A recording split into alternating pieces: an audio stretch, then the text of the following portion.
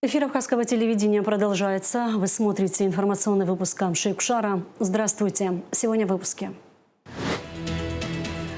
Пляжи Сухума уже заполнены отдыхающими. Госинспекция по маломерным судам завершила инспекцию побережья западных районов республики.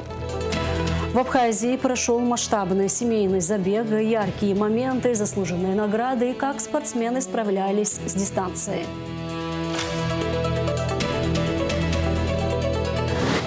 Ограничений не существует, когда есть воля к победе. В Сухуме прошли инклюзивные соревнования. Цена мирных переговоров. Выставка «Убитые в Старобельске» открылась в Сухуме.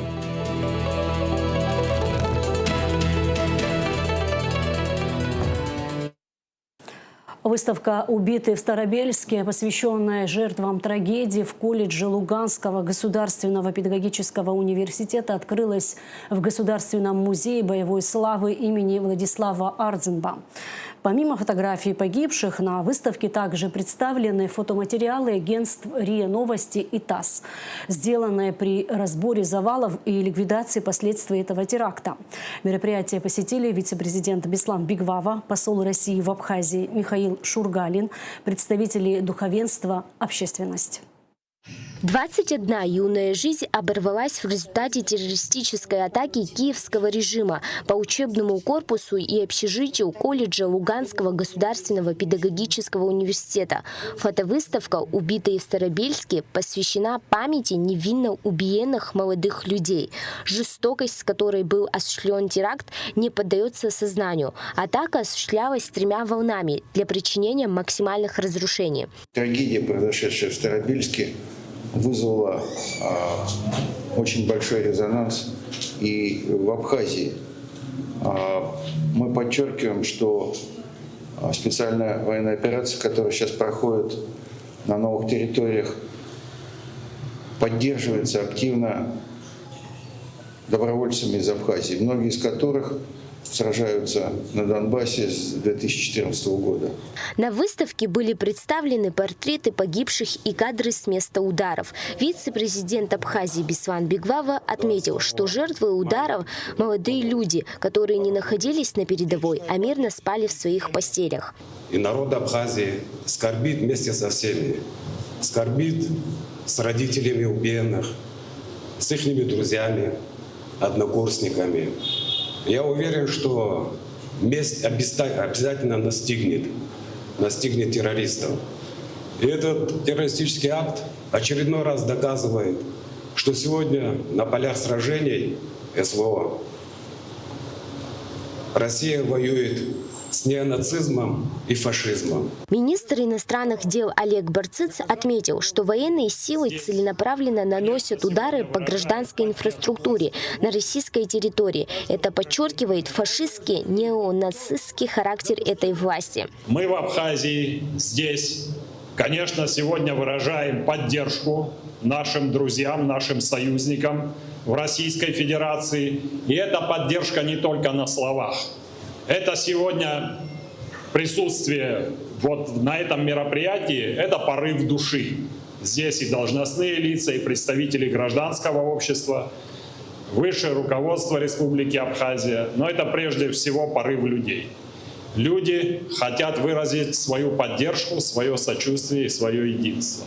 Экспозиция, представленная в зале, призвана почтить память невинных жертв варварского нападения, отметила директор музея Мзия Бея. Наша сегодняшняя встреча, конечно, скорбная, печальная, но мы на то и люди, чтобы помнить о таких событиях и чтить память тех, кто становится жертвой военных событий. Колледжи и общежития в Старобельске в ЛНР были атакованы 22 мая. В зданиях находилось 89 молодых людей от 14 до 18 лет.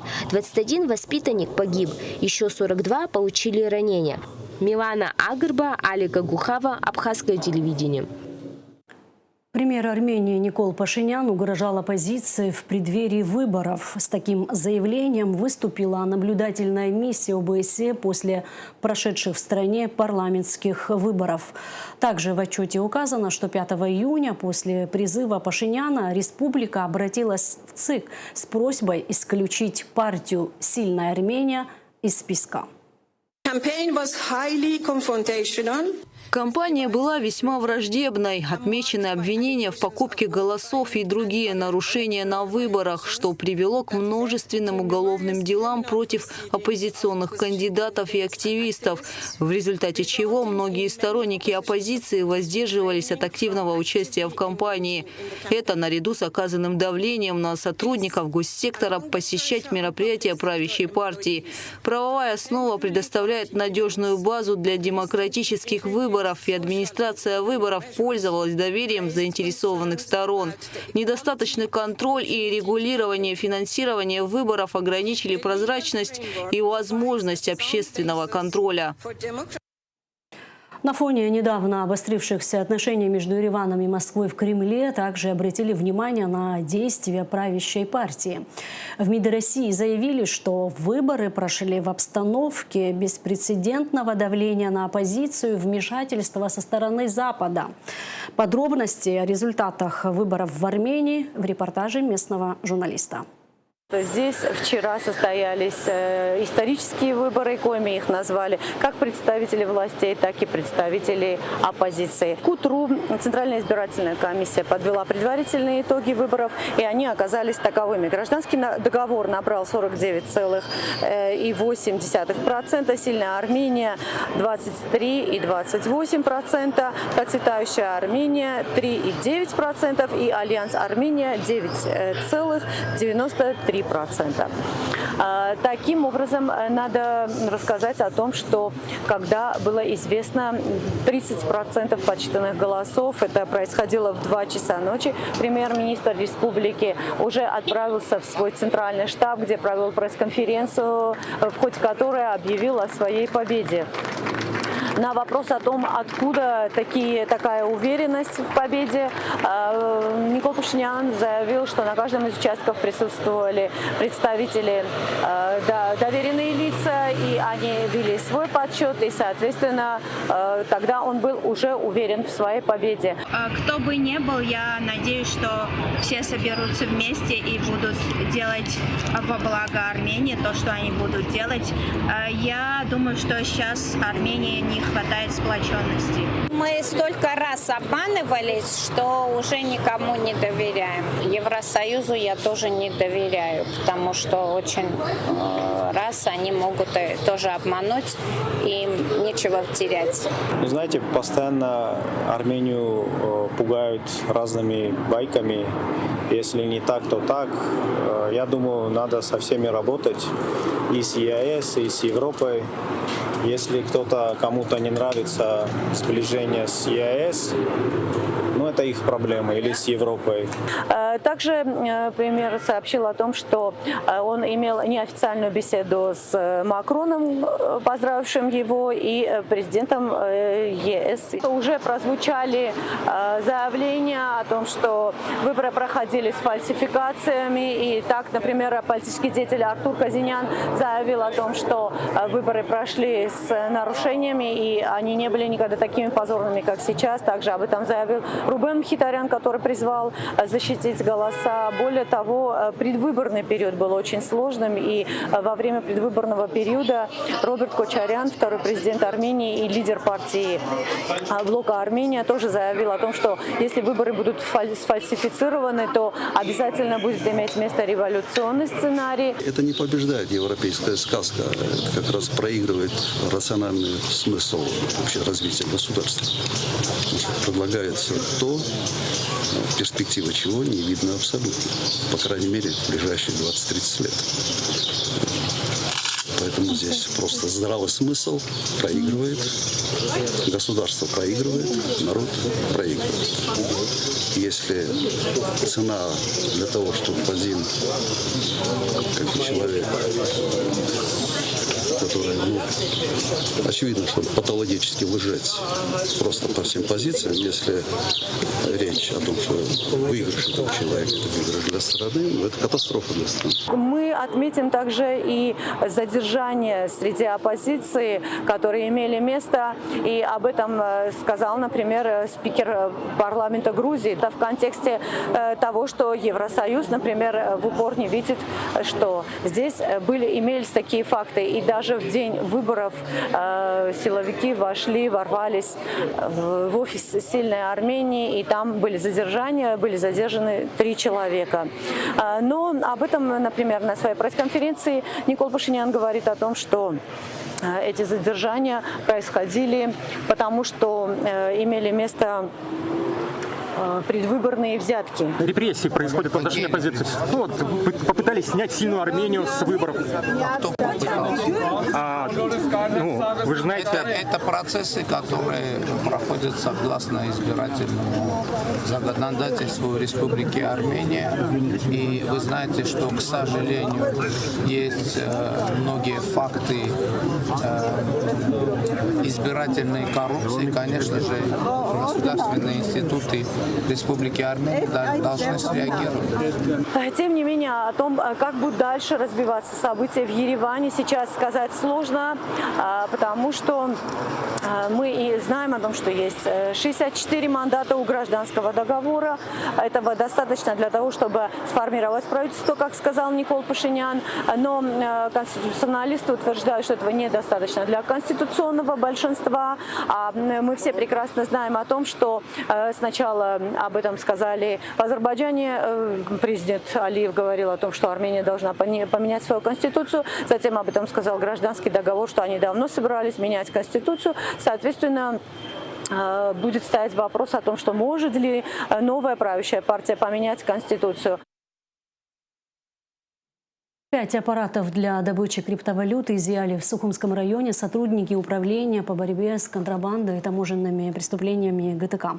Оборудование, принадлежащее богателю Эрику Надарьевичу, было обнаружено в нежилом помещении в селе Баслата Сухумского района.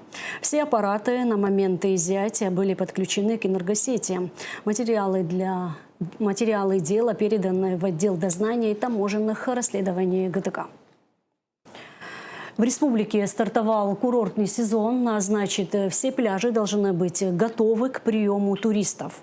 И здесь, наряду с чистотой и порядком, должна быть обеспечена безопасность отдыхающих.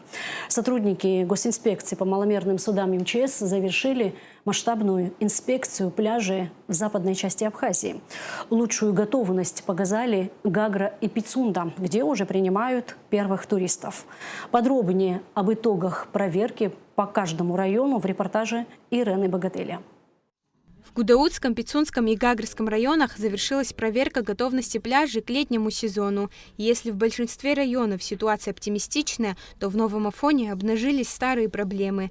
Здесь уже не первый год остро ощущается нехватка кадров. Местная администрация выделила необходимую технику, однако работать на ней некому. Нам приходилось уже пару раз принимать людей на работу в этой части, но, к сожалению, молодые ребята, не совсем правильно понимая ситуацию или конкретно понимая финансовую часть их, они уходят с работы.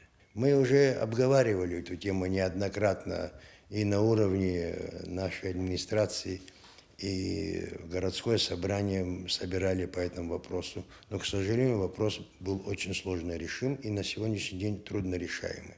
И все же Абхазия активно включается в курортный сезон. Официально он стартовал 5 июня, но в Пицунде уже активно принимают гостей. Сейчас на территории курорта отдыхают более 300 человек. Протяженность местной береговой линии около 6 километров. Спасатели напоминают, что купаться можно не везде. На опасных участках, где образуются сильные водовороты, уже установили предупреждающие знаки. На сегодняшний день, как вы все знаете, вся Абхазия ждет курортный сезон, и все жители готовятся к этому курортному сезону. Курорт Пицунда тоже активно занимается подготовкой к приему гостей. Гагра также готова к приему туристов. Протяженность эксплуатируемой береговой зоны здесь составляет 4 километра. Несмотря на то, что часть пляжей закреплена за крупными отелями, все они остаются открытыми и общедоступными для жителей и гостей республики. Порядка 10-15 договоров с крупными отелями, которые уже осуществляют свою деятельность, заключены. Сейчас далее идет процесс, то есть не все еще пользователи береговой полосы начали свою деятельность. И как бы вот в таком живом процессе, как говорится, в ручном управлении, управление по курорту и туризму администрации Гагарского района совместно с нашими службами осуществляет эту деятельность. И как бы ожидаем, что все пройдет достаточно успешно. По данным госинспекции по маломерным судам, лучше всего к сезону подготовились Гагра и Пицунда. Однако без замечаний не обошлось. Спасатели на пляжах есть, но они пока не прошли необходимую сертификацию и обучение. Город Гудаута пока не готовы. Они провели подводные работы на пляже, нашли ограничительные буи, вот буквально сегодня уже выставляли, но не имеют ни спасателей, ни спасательных средств. Мы вынуждены были их оштрафовать. По остальным городам, в принципе, город Пицунда и, как я и сказал, курорт Пицунда, они готовы. В целом, западная часть Абхазии к началу лета готова. Курорты с традиционным гостеприимством уже ждут первых отдыхающих. Ирина Богателя, Алхас Псардия, Ахрамичпа, Абхазское телевидение. Сухум официально открывает и лето. Хотя на календаре лишь первые числа июня, пляжи столицы уже заполнены отдыхающими, соскучившимися по ласковому морю. Сколько времени теперь займет дорога к курорту и насколько чистая вода у побережья в этом году, выясняла Гугут Саварданя. Мы уже 3-й раз приезжаем в Абхазию. Страна души, реально страна души.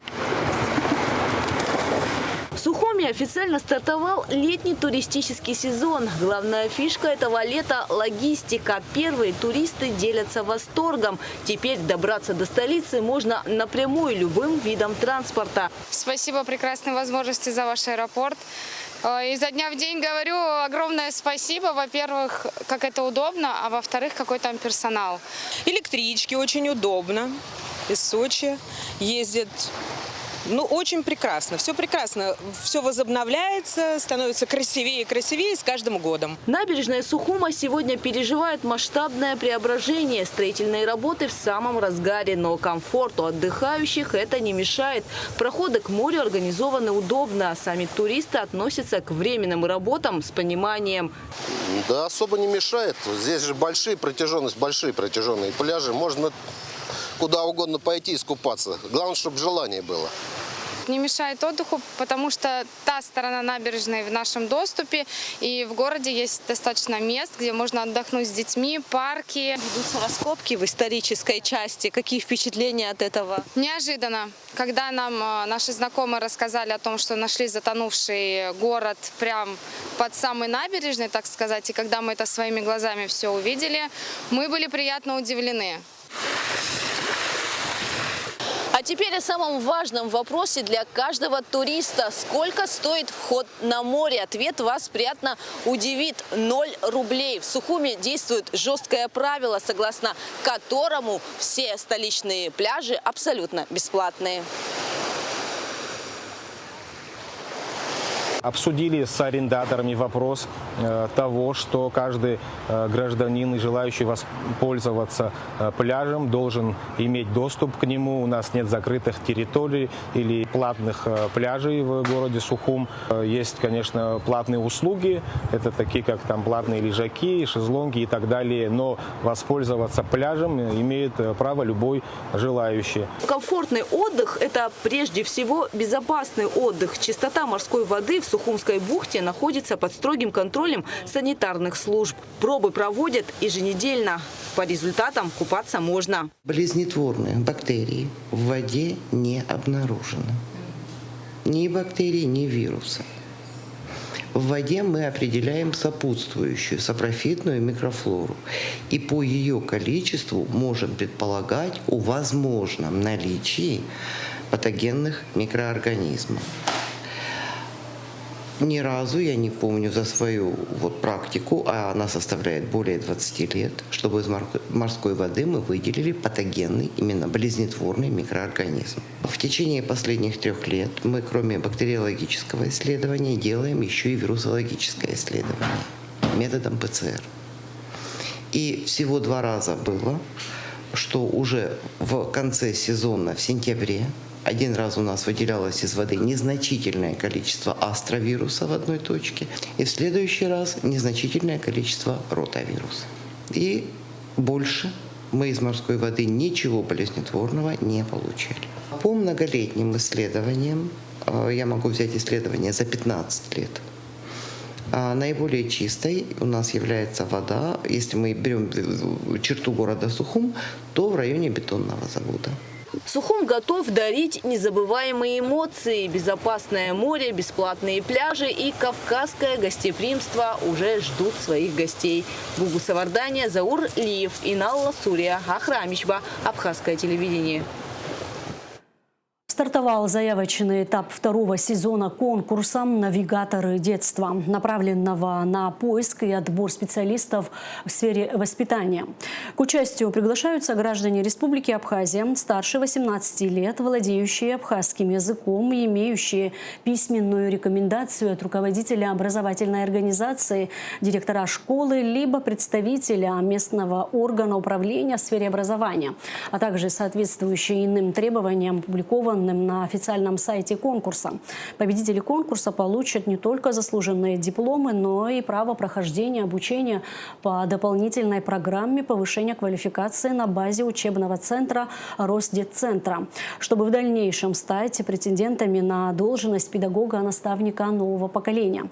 Кроме того, они будут включены в реестр квалифицированных специалистов образовательных учреждений Республики Абхазия, формируемый Министерством просвещения Республики Абхазия. Ознакомиться с положением о конкурсе и подать заявку до 16 июня можно на официальном сайте navigatorы.abkhazia.rf. Спортивные соревнования для людей с ограниченными возможностями здоровья прошло в Сухуме. В нем приняли участие 20 спортсменов, в основном подопечные благотворительного фонда «Акзара». Мероприятие организовано общественными деятелями, активно занимающимися поддержкой людей с ограниченными возможностями здоровья и развитием доступной среды в Абхазии Тимуром Чанба и Асидой Смыр. Как прошли соревнования, расскажет Аэлита Арутюнян.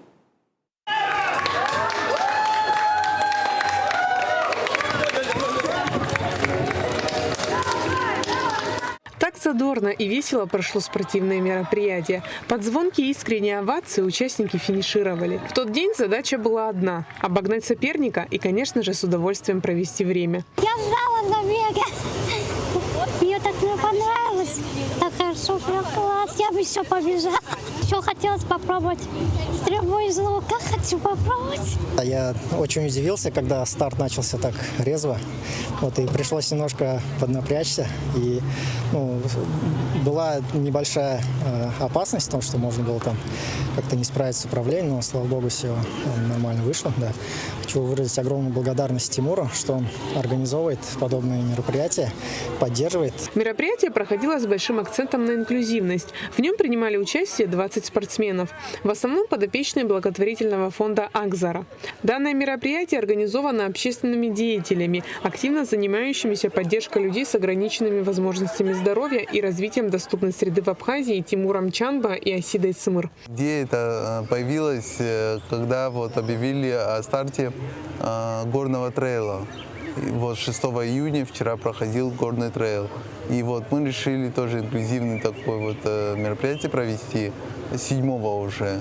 И ребята наши участвовали сейчас в соревнованиях спортивных и проявили себя, свои возможности. Было 3 группы. Это люди на колясках, люди, которые могут бегать, и легкая ходьба.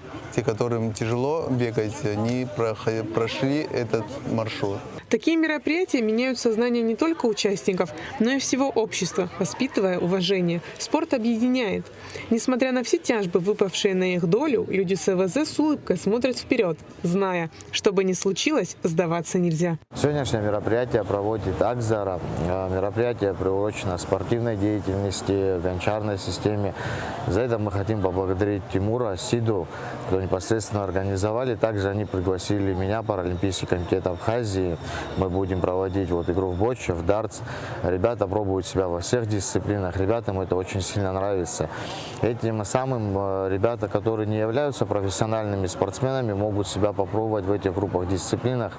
И хотим поблагодарить их, в первую очередь их родителей, потому что на протяжении многих лет они вкладывают и помогают им. И также всех, кто непосредственно принимает участие. В каждом соревновании есть победители и проигравшие. Главное не унывать и в каждом поражении видеть новые возможности, что и сделали участники. После оглашения результата в глазах читалась только радость от проведенного времени. Самые главные слова, на мой взгляд, что здесь все присутствующие как одна большая семья.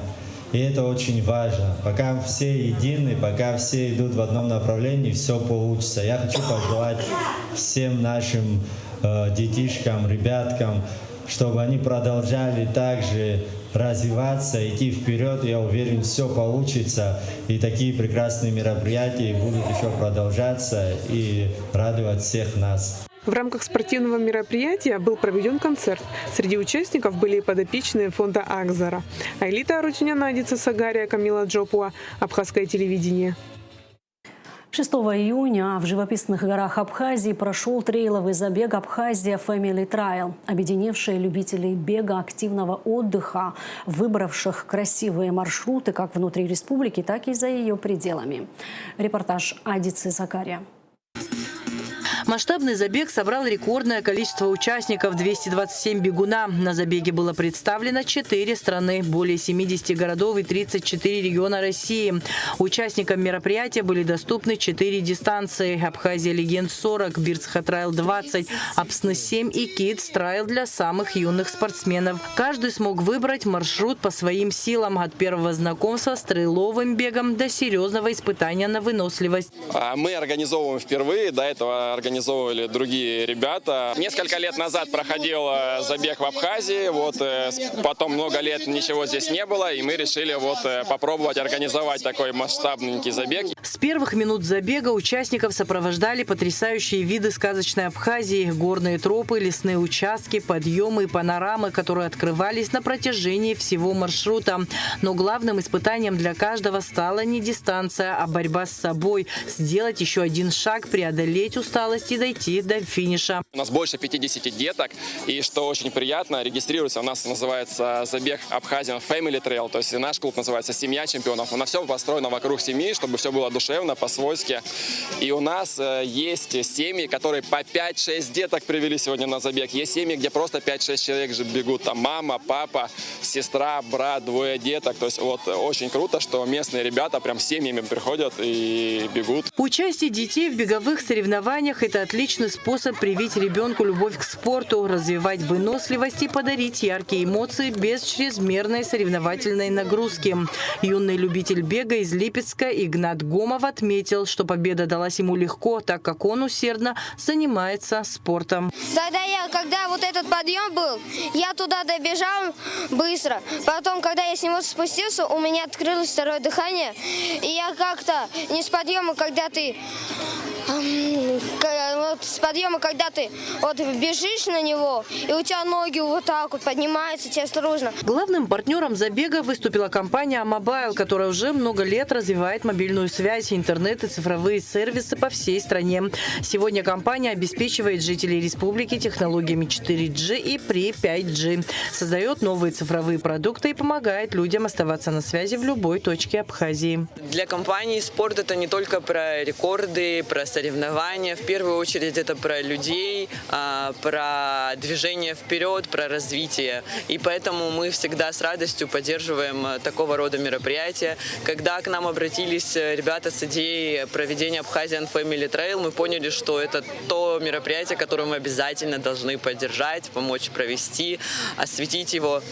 Поэтому вся наша команда сегодня собралась здесь. Мы работали на протяжении нескольких месяцев все вместе, чтобы праздник спорта сегодня случился. вернулся и прошел на высшем уровне. Некоторые спортсмены старта отметили, что принимают участие впервые в таком масштабном забеге. По их словам, они настроены только на позитивные эмоции. За всю свою жизнь я один раз пробежал 21 километр. Сейчас это мой второй опыт. Я надеюсь, что задача минимум выжить, задача максимум, там есть по времени определенная задача, посмотрим, как получится. Лучше чаще проводить, тем более у вас места здесь красивые, погода отличная. Конечно, и люди будут приезжать. Мы клуб игорной зоны «Красная Поляна». Бегаем вместе, работаем вместе. И вот приехали к вам в гости. Часть команды была 2 года назад у вас на марафоне на Сухумском. Тоже принимали участие. Очень нравится. На финише всех участников ждали памятные медали, фирменный мерч и заслуженные эмоции от преодоления выбранной дистанции. Мне все понравилось, очень красивая, живописная дистанция. Я убежал с самого старта и так и добежал первым до финиша. Получилось 40 километров и 3 часа 36 минут.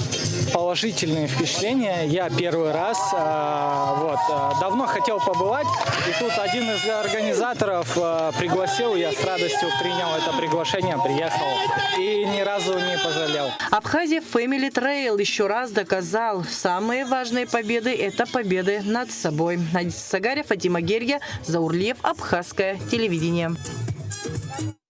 С 11 по 14 июня в Сухуме состоятся гастроли Государственного академического малого театра России.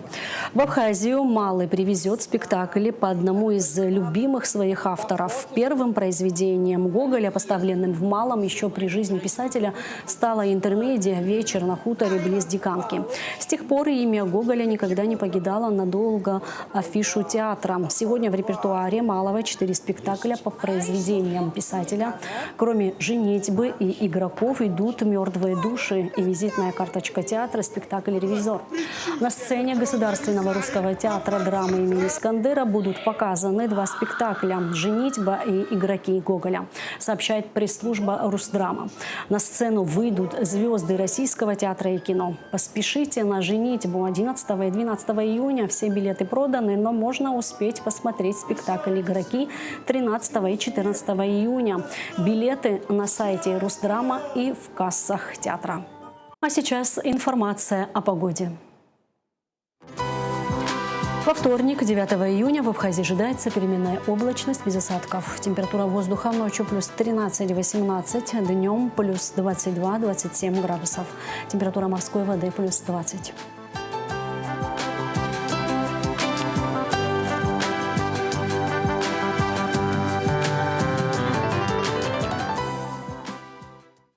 Абряла Вахатпех директора программа Харпшоп Ацхалп Хашоуайт Абзерас.